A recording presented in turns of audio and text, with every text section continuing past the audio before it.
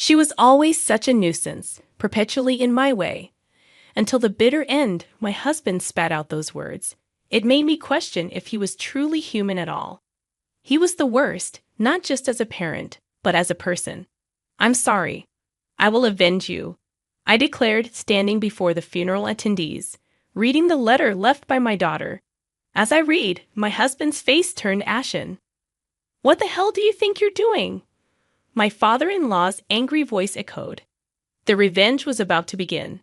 "My name is Alma, a 40-year-old housewife. I've been married to Carl for 15 years. We met in high school and became classmates in our sophomore year. We started talking after becoming desk mates and grew closer while working together on a school festival project. After the festival ended, he confessed, and we started dating. We continued dating through college. Carl moved out on his own, so I often visited his apartment. After graduation, we both started working and got busy, but we still made time for dates and meals out. Once we both started earning more, we enjoyed traveling during our holidays. I cherished those trips we took while dating. 3 years into our working lives, we decided to get married. We had saved enough for a wedding and had settled into our jobs, so it felt like the right time. Since we had dated since high school, we already knew each other's families, making meeting the parents and house visits go smoothly. Many people attended our wedding, including our high school classmates celebrating our union. Afterward, we started our married life, full of joy. Even though we'd been together for over 8 years since high school, we felt fresh and excited in our married life. It felt real when my last name changed to his. We were having a smooth marriage. 3 years later, our daughter, Rosa, was born. "Wow, she looks like an angel. So cute," Carl exclaimed, holding our newborn daughter. "I'll work my butt off to protect our family," he declared. "Thank you. Be our rock," I replied. "You can count on me," he assured confidently. With a new member to protect, my husband seemed larger than life and very reliable. After giving birth, I worked part-time in his company. The first reason was to have more time with our child. Raising her was incredibly joyful, and every little milestone, like crawling or walking, was a moment of excitement. I took countless photos and videos like any proud parent. When I told Carl, he'd say, "I wish I could have seen that," with a tinge of regret. We spent blissful days playing with our daughter on his days off. As Rosa grew, she became conversational. We loved taking her to different places and letting her have various experiences. We were excited about thinking of her future dreams and the path she would take. But everything changed when Rosa was in the 3rd grade. I was working part-time when suddenly I got a call from the hospital. Rosa had collapsed during class. I rushed to the hospital in a panic. My husband left work early to be there too, and we listened to what the doctor had to say. That's when we were hit with the shocking truth. Our daughter had a rare disease, depending on the treatment. The doctor's words echoed in my ears. "She probably has about a year to live." My mind went blank. My daughter had an incurable illness, and all we could do was use medication to ease the symptoms. But it wouldn't halt the progression of the disease. We were devastated. Why would God give such a harsh punishment to such a small child? Why did it have to be my daughter? As time went by, she grew weaker. 6 months later, walking became difficult, and she could no longer go to school. Our days were spent shuttling to the hospital and lying in bed at home. Gradually, she couldn't even get out of bed and became completely bedridden. I quit my part-time job to take care of her full-time. I had to quit because something could happen while I was away. It was crucial that we supported her with all we had. However, it was around this time that my husband's attitude began to change. He would easily get in a bad mood when he was at home. "Honey, you're home? Dinner's ready," I would say. "Yeah, huh, why fish?" He'd respond. "Well, it was on sale today," I'd explain. "What are you kidding me?" He'd snap. "Huh, I'm coming home tired from work, and you serve fish? That's odd. Normally, you'd prepare something more substantial like meat to help rebuild strength." "I'm sorry," I'd apologize. "Just get it right, will you? Don't you know who's providing the meals here?" He would grumble as he ate his dinner. I was puzzled by his sudden change in behavior. After that, he kept complaining about something every time we met. The house was always tense when he was around. Yet it was peaceful and calm when it was just my daughter and me. I would get anxious just knowing he was coming home. Why was he so irritable all the time? Then, at some point, he started coming home late. He said it was overtime work, but to be honest, I felt relieved when he came home late. It was mentally exhausting when he was around, but at the same time, I also felt lonely. He had completely stopped caring about our daughter. "Hey, talk to Rosa more, will you?" I asked him. "What?" "I'm tired, okay? You take care of her during the day. That's enough." "Anything more is coddling," he replied. "What's that supposed to mean?" I said. "Coddling?" My daughter was fighting hard to live with her illness. 2 years had passed since her diagnosis, and she was still striving to live, although she was given about a year to live. She wanted to keep living at home with her strong spirit. Why couldn't my husband praise her for her efforts? She could pass away at any time. It's insane to be annoyed by the need to be involved as a parent, I thought. Later on, my husband's overtime increased, and he began to stay out overnight more often without any message to me. Where on earth could he be, and was he really that busy with work? But as much as I wondered, I had developed an aversion to him, so the days without him felt more comfortable. Even when he was home, I barely spoke to him, and he seemed to sense the atmosphere and didn't try to talk to me more than necessary. Yet my daughter seemed sad about it. "Did you and Dad fall out?" she asked. "Huh. But you hardly ever talk when you're together, right?" "Most of the time, I hear voices. You're fighting." "I'm sorry. I didn't mean to worry you." I apologized. "But it's okay. We're not on bad terms, really." "Yes, true. Dad's just really busy with work, so when he's home, he's resting. That's why I don't talk to him much, so he can get some rest." "Oh, I see." Our daughter seemed a little relieved, but she also seemed sad that her dad wasn't talking to her much. "Did Dad start to dislike me after I got sick?" she questioned. "That's not true at all.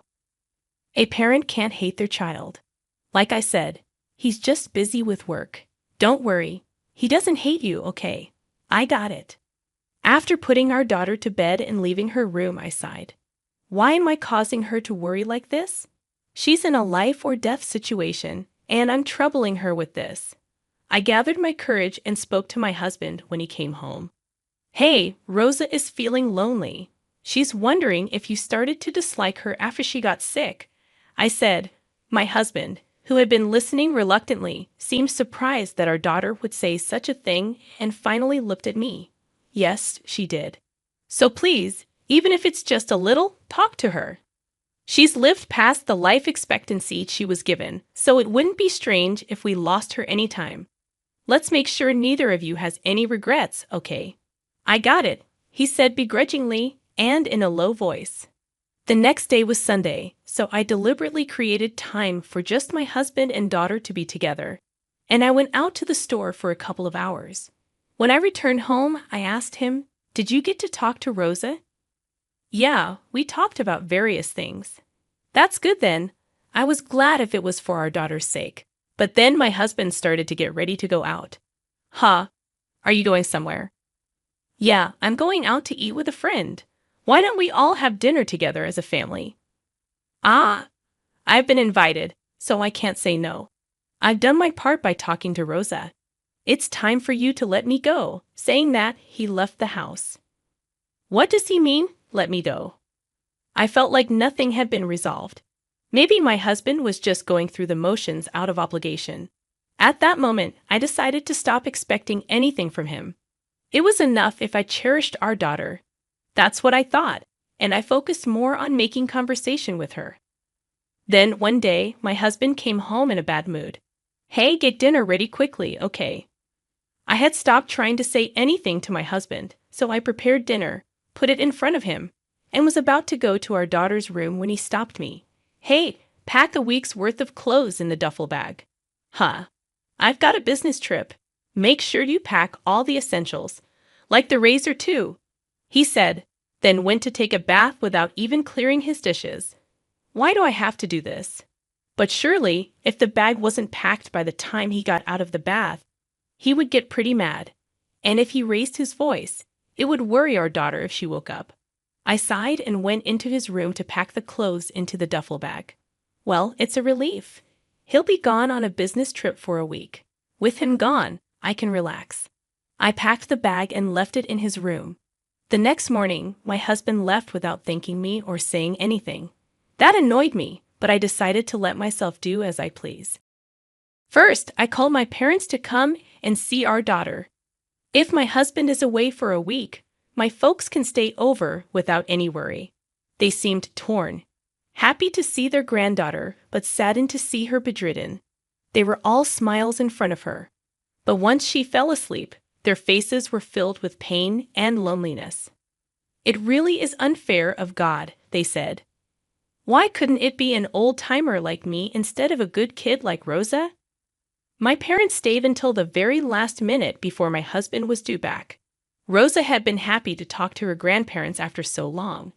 As time went on, Rosa's condition worsened, and she had to be hospitalized. I was overcome with the fear that it might be soon. I visited her in the hospital every day, but my husband never came to visit. Instead, when he returned home early, he would send me angry messages on WhatsApp, upset about not having dinner ready. I was beyond sighing at this point. I thought it would be better if I didn't have a husband who couldn't cherish his own daughter. But without him working, I couldn't spend all this time with her. As painful as it was to admit, his work allowed me these moments with her. Not only my parents but also my in-laws came to visit her often at the hospital. Rosa always seemed happy when someone came to see her. We even celebrated her 12th birthday in the hospital room where the nurses prepared a cake, and we all celebrated together. But about a month after her birthday, Rosa's condition worsened, and she passed away. I was devastated and broke down crying. No matter how much I had braced myself, the reality shattered my emotions. My parents tried to comfort me, but they ended up crying with me. Still, we had to see Rosa off properly. Together with my parents, I arranged and prepared for the funeral. There were things I had to do, all for Rosa. I managed to hold back my tears and proceed with the funeral arrangements. We arrived at the funeral parlor early before the other mourners. My husband was irritable about having to get up early after coming back from his business trip the day before. It was infuriating. He hadn't been reachable when Rosa passed away, and he had the gall to say, "I was on a business trip. Even if you had contacted me, I could have made it back." He tried to light a cigarette in frustration. "Go to the smoking area, please," I said sharply. He looked irritated after I called him out. Standing by the coffin on his way to smoke, he said something awful to our sleeping daughter. "You were such a pain, always in my way." Right to the end, my husband spat out such things as if they were nothing. Is he really human? He's the worst, not just as a parent, but as a person. I was rendered speechless by the horrible things my husband said. I couldn't move from the spot until my husband walked towards the smoking area. When I came to, I went straight to the coffin. "I'm sorry. I will take revenge in your place," I told my daughter, steeling myself with determination. I could never forgive him. Then the funeral began. Unbelievably, my husband, who had just said such terrible things, pretended to cry in front of the relatives, saying Rosa's name as tears streamed down his face. I knew it was an act because I saw him apply eye drops before walking up to the coffin. The relatives, not knowing any better, misunderstood and started crying too. Unforgivable. I would reveal his true nature no matter what. As the funeral was drawing to a close, it was time to read the letter left by my daughter. "What? There's a letter?" My husband was clearly surprised, not having known about it. "Yes, there is. I have to properly convey the words she left behind to everyone." I stood before the funeral attendees and began to read my daughter's letter aloud at the microphone. The letter was mostly words of gratitude to me for the care I had given her. With each word I read, tears came and I choked up. The relatives also started to cry along. As I got to the part about my husband, I took a deep breath. "To Dad," I read as the tears naturally stopped. "Against Mom, who was always by my side. You seemed to avoid coming home as if you were avoiding us. Even when you came home, all I could hear was your voice yelling at her. In my room, Dad used to make time to play with me when I was little, taking me on drives to all sorts of places. But after I got sick and became bedridden, Dad seemed like a completely different person. Mom always pretended to be strong in front of me, but I could tell she was really struggling with how Dad was behaving. It hurt me, thinking maybe it was my fault things turned out this way, but it seems that wasn't the case. Remember the day Mom went shopping, and it was just Dad and me at home? You came to my room and talked to me then, maybe because Mom asked you to. I was so happy, it felt like the old Dad had come back. But then, thinking I was asleep, you took a phone call. You were talking to a woman I don't know. I heard everything. You were planning a week-long trip. Did you enjoy the Disney trip you went on behind our backs? And you told that woman on the phone that you loved her. Hearing that, I realized you don't care about Mom or me anymore. So please, after I'm gone, divorce Mom. Don't make her unhappy anymore. Let her be free from you. When I finished reading the letter, the room was buzzing. My husband stood there, pale as a ghost. What the hell are you doing? My father-in-law's angry voice boomed. The revenge had begun. My husband just stood there, speechless, stuttering. Ah! My father-in-law grabbed him by the collar and yelled, "You fool!" before striking him across the face. My husband, staggering, denied the affair, saying, "It's not what it looks like. There must be some mistake." What's the mistake? Rosa would never lie, but I haven't had an affair. My husband stuck to his denials. Holding the microphone, I told him, "I've already caught you. Stop with the futile resistance." Yes, I had seen my daughter's letter beforehand and hired a private investigator. I had gathered plenty of evidence of my husband's affair. I showed the photo on my smartphone to everyone at the funeral. All the relatives attending glared at my husband. How could you go on an affair trip when your own child's life was hanging by a thread? You're finished as a human being. I didn't raise you to be such a terrible adult. Mom, Dad, you're no son of ours anymore. We disown you. How could you? My husband just collapsed on the spot. I was just trying to escape the pain. I didn't want to face the reality that my daughter had become like that. What was he even saying? That's no excuse for having an affair, and if that were true, you would have spent more time with Rosa. Don't lie now when we've come so far. I heard from your parents you were asking them for money for Rosa's medical expenses because it was so costly. I never heard a word about it. That means you were using the money your parents sent for your own pleasure, right? You exploited your daughter's illness to collect money and have an affair, didn't you? Don't give me that. How dare you do such low things and then talk about suffering? Rosa was the one suffering the most, fighting desperately to survive her illness. To have a father like you, Rosa was the one to be pitied. You're not wanted at this funeral. Get out of here right now. I shouted at my husband with all my might. He fell on his butt, let out a small yelp, and then hurriedly ran away from the place. After that, I reset and continued with my daughter's funeral. After it was over, my in-laws apologized deeply and offered to help with the divorce and alimony in any way they could. I proceeded with the divorce and demanded alimony through a lawyer introduced by my father-in-law. But that wasn't enough for me, so I took the house my husband had bought, and I also told everyone at his workplace about what he had done. My ex-husband, who had made it to the position of manager, quickly lost all credibility at the company and was demoted and sent to work in a remote location. He asked his affair partner to come with him, but she promptly dumped him, saying she had no interest in a man without money. In the end, to his affair partner, my ex-husband was just a rich plaything. My ex-husband was abandoned by his parents and relatives, left to work alone in a distant place, living a lonely life in his house. It's all what he deserves, and honestly, I'd like to beat him up to my heart's content if I could. Meanwhile, I sold the house I got from my ex-husband and moved back to my parents' house. With the alimony from my ex-husband and his affair partner, I had a considerable amount of money. I didn't feel like working for a while after my daughter passed away, but gradually, I started to think more positively and began working part-time at a cafe near my parents' house. Mom's homemade cake. Rosa loves it so much. I remember my daughter saying that. Now, I bake sweets every day while working at the cafe and honing my pastry skills. I hope to one day serve my own creations on the menu.